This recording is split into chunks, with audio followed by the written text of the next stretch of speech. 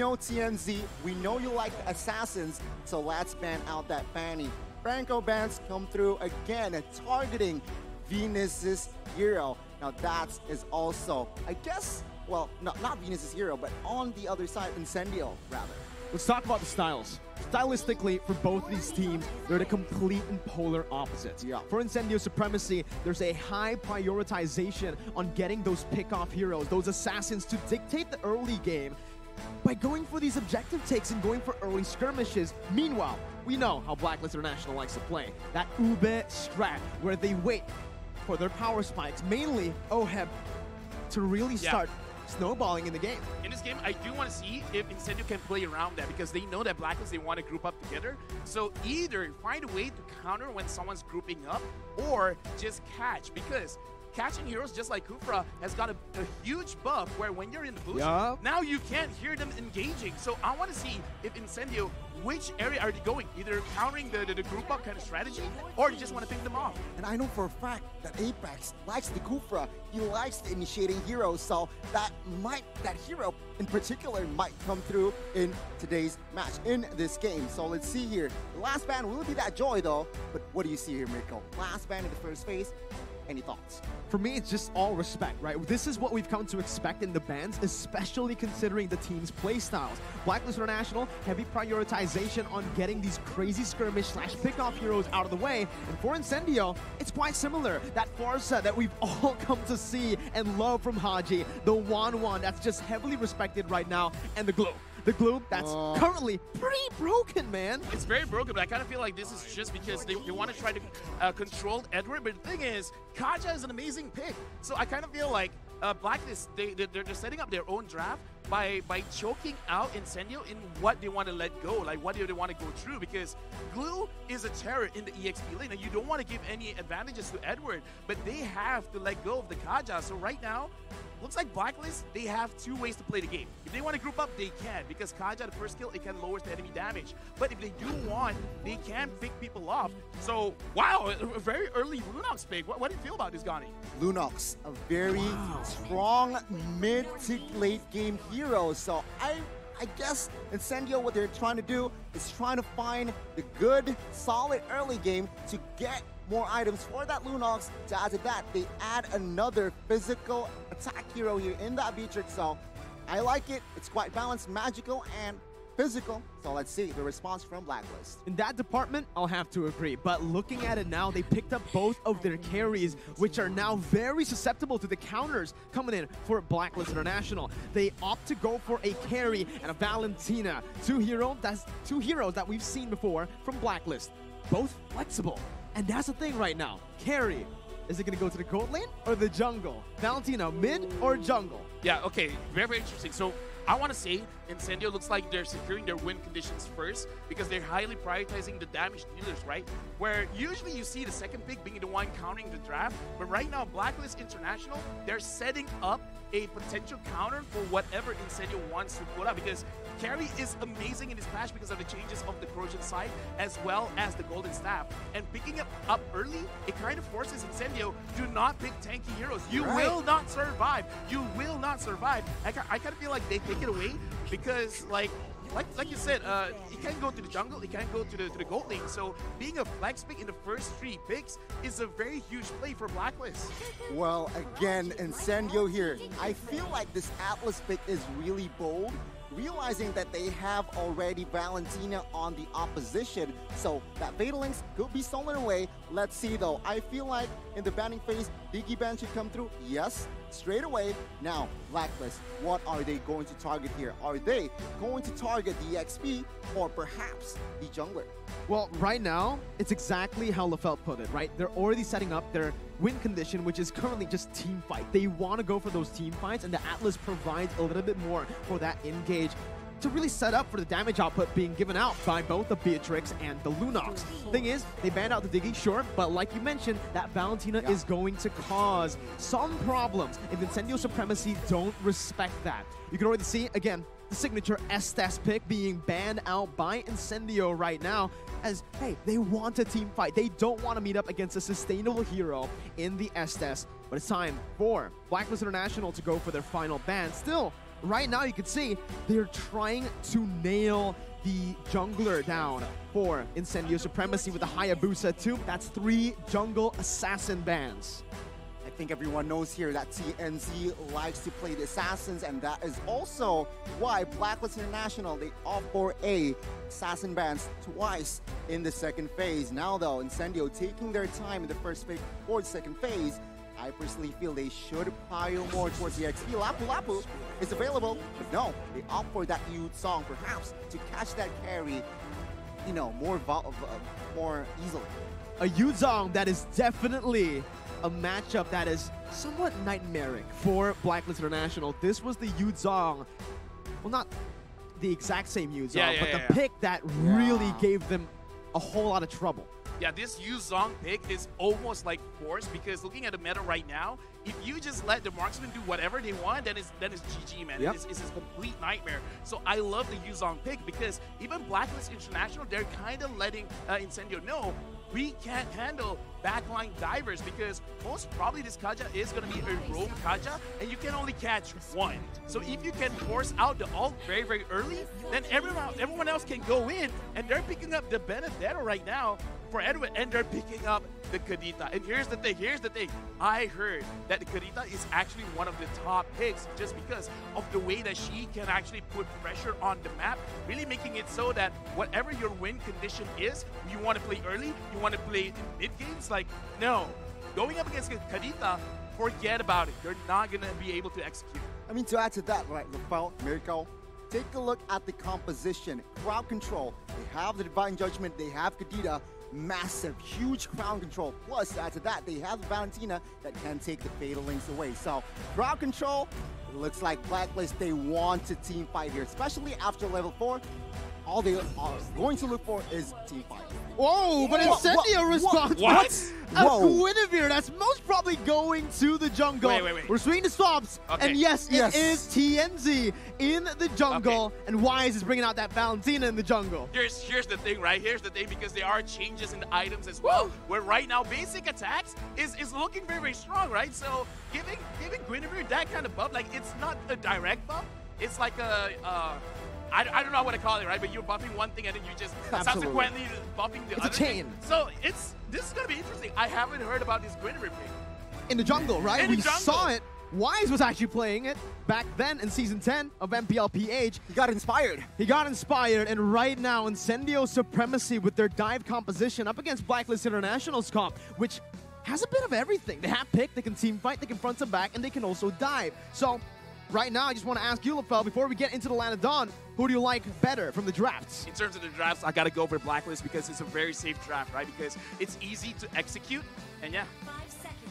Well, ladies and gentlemen, it's time to dive into the Land of Dawn for game number 1. The opening of the M4 World Championships with Blacklist International on the blue side and Incendio Supremacy on the red side. I mean, in hindsight, I thought Blacklist was the only team that wants a team fight, but now I get a better closer look. Incendio, they have the Atlas, they have the Youth Song, they have the Beatrix. I mean, they are also looking for a team fight. Oh, they have information that Wise has used the Retribution. Will they take advantage of that? Right now, actually looking at the game, I want to see which one will hit their power spike first and when is that going to be. Because in terms of level 4, in terms of timing, I want to see if they do want to get the level 2 turtle. And if Incendio wants to do that, they kind of have to put Apex to the EXP lane a little bit just to absorb like at least one wave so that you can get that level 4 on the Atlas quickly. TNZ getting the knockup already. Venus going to be taken low. Flickering out right now as Incendio had complete control of that mid lane. It is going to be the Lethal Wanderer.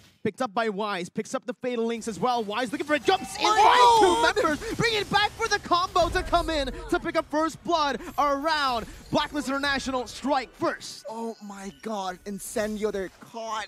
Yeah, a good initiation from, of course, the Valentina Wise there. And yeah, they have to pay the price. Now, TNZ, taking down once. What do you think, LaFell? Rotations, they're going to be late. Okay, in terms of rotations, Incendio, what they looked like they were trying to do is they were trying to control mid and trying to transition that into the jungle. But Wise was right because at level 4, he basically has a different kind of dimension that you can't play the Valentina. And that's kind of a mistake because you already saw the Valentina first, then you chose to pick up the Atlas. But I like that Blacklist, they were playing like reactionary, like, oh, you want to play in this area? Let's go, bro. I can do that too.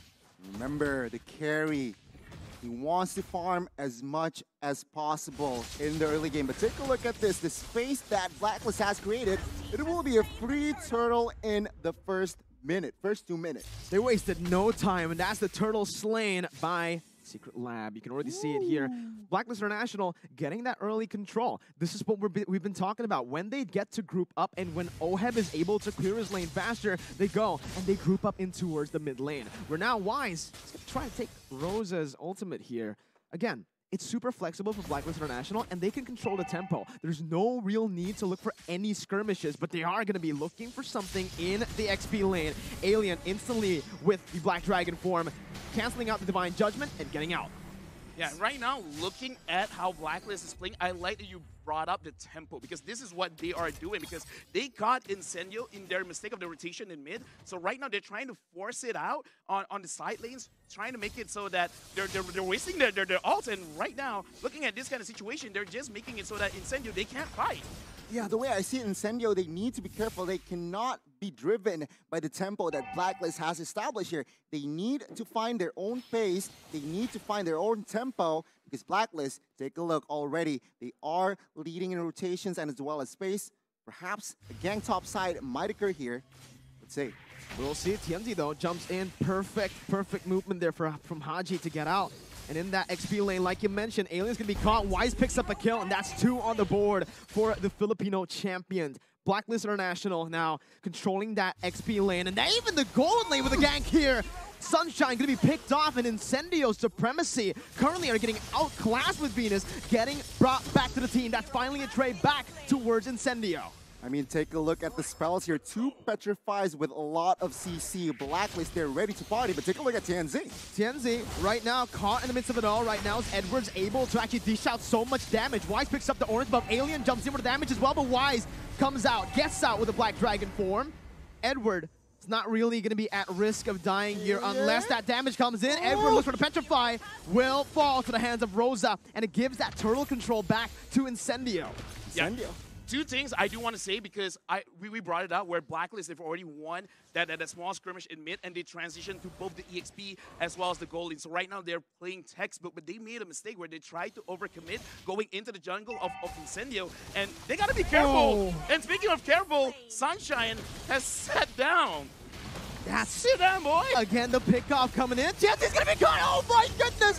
It's a perfect combination of skills to punish Incendio. Tianzi's still able to back off. Alien jumps in. A very good counter engage, but it's gonna be turned back around again. Edward running from the hills. Rosa picking up the kill back again to trade it and to finally get that even trade. Wise still trying to dish out some more damage, but Apex 47 is gonna be caught, forced to flicker out, and Blacklist International still maintaining that lead in the 5th minute. Incendio, they managed to get a slight compensation there, taking down a member in Edward, but Incendio, they cannot do much. Now, emblem-wise here, anything significant, LaFell? The only significant thing is that TNZ is actually focusing on the cooldown reduction for the emblem. So it looks like the main idea was actually to kind of like snowball with this Greenfield pick, but because they lost that initial skirmish, it kind of puts them a little bit in the back foot. And speaking of which, right now, I do want to talk about the goalie because with Blacklist 2.5k ahead, Oheb, he's just putting a like he's shutting this game down because at the point Incendio, it looks like they can come back. I think this carry is just going to pop off and it's going to be game over. Yeah, I mean, you're right. Take a look at the items here. Talking about carry, DHS has built, Corrosion Scythe is next. So expect a lot of movement speed, but take a look at the maneuvers in the mid side. A good offense, but a better defense, it seems like. Taking a look at the items as well. What do you see? No, honestly, for me, it's very interesting that Alien, he's not really prioritizing on spell them just yet. He wants the Hunter Strike so that even if he dies, it's totally fine as long as he can get a kill. And I feel like this is a good idea. If you're behind, try to get kills, try to slow down the game. That's great. And speaking of which, oh, my Venus got caught. That's the pickup that Incendio wants to look for. They're looking for the skirmishes already, and Wise is forced to back up. We can already see the positioning coming in as Incendio tries to get the mid-control. Petrify with the final blow popped in by Edward. No real follow-up. Haji's gonna jump in for Apex. Finds the Fatal Links onto 2 members. Edward running for the hills, getting dished out by the damage coming from Alien as Sunshine gets the damage on towards Haji. Oh, head right for the hills. He's gonna fall, and it's a 3-4-0 for Incendio Supremacy. Venus jumping in, looking for the Divine Judgment, but will not be able to find it. Incendio equalize with a massive team fight going in their favor. Amazing, amazing execution. Now, the turtle fight here. Oh My Venus still opening up the map, but it seems like the turtle will be comfortably taken by TNZ. No casualties earlier, but man, Incendio, what a response. Wow. Yeah, I just gotta say, right? Because we see the shift in tempo. Yeah. Once we see they completed one item, one of their core items, they're like, yeah, let's fight it out. And I kind of feel like this is showing the growth of Incendio. It's like, we're not gonna force fights. We're gonna fight when we have the items, and TNZ goes in. What a read by TNZ. Just going full Chad mode there, jumping into the bush. But yeah, I like what you mentioned. They picked up the damage dealers first pick, right? Those were the 2 first picks for Incendio, and they know exactly how to play this composition.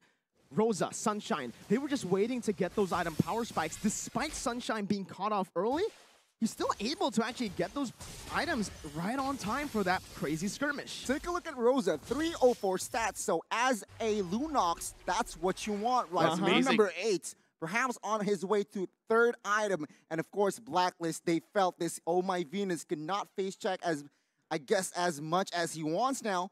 That Lunox going to deal a lot of damage. Just one small point I want to bring up as well, where for Incendio, Sunshine over here, every single time there's a fight, he uses the Banished Rage. So it looks like it's an interesting way of playing the Beatrix, and it does show that they want to group up together and they want to play team fight. So they're kind of like challenging Blacklist, like, you want to ube? Ube ahead. I'm going to drop bombs on your head.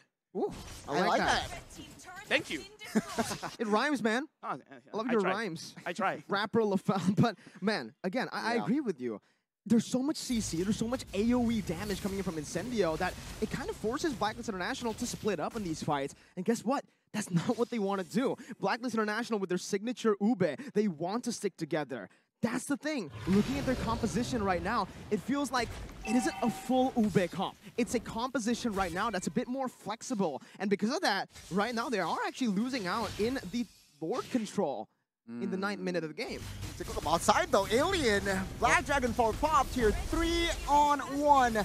Not a good time there. Alien needs to go down 5v4. Perhaps now, with the space and man advantage, Blacklist might get this free Lord. Yeah, Blacklist right now, they're playing their own macro play. They're splitting up the map. They're trying to move like a 2-3 or a 1-4, trying to catch someone off guard and make it so that Incendio, you have a choice. Pick your poison right now. And speaking of which, TNZ is there in the middle, but so far it looks like not a big engage from Blacklist. You gotta understand, Blacklist International, sure, they have a man advantage, but what did they use? Resource-wise, they used 3 ultimates to pick off Alien, and right now, it's gonna be Blacklist International still going in for the Lord. It's taken to a quarter of its health. Apex 47 trying to open up the map, jumps in with the Fatal Links, jumps on it, gets the damage done with a Violent Requiem to follow it up. Haji's gonna be taken low, Rosa jumps in, that's a double kill for Ohead, but Edward's caught in the midst. Rosa backing up, Incendio Supremacy have lost the fight. It's a 2-0, but practically a 3-0 if you count in the Lord for Blacklist. Blacklist knowing what they are doing, what they are best here in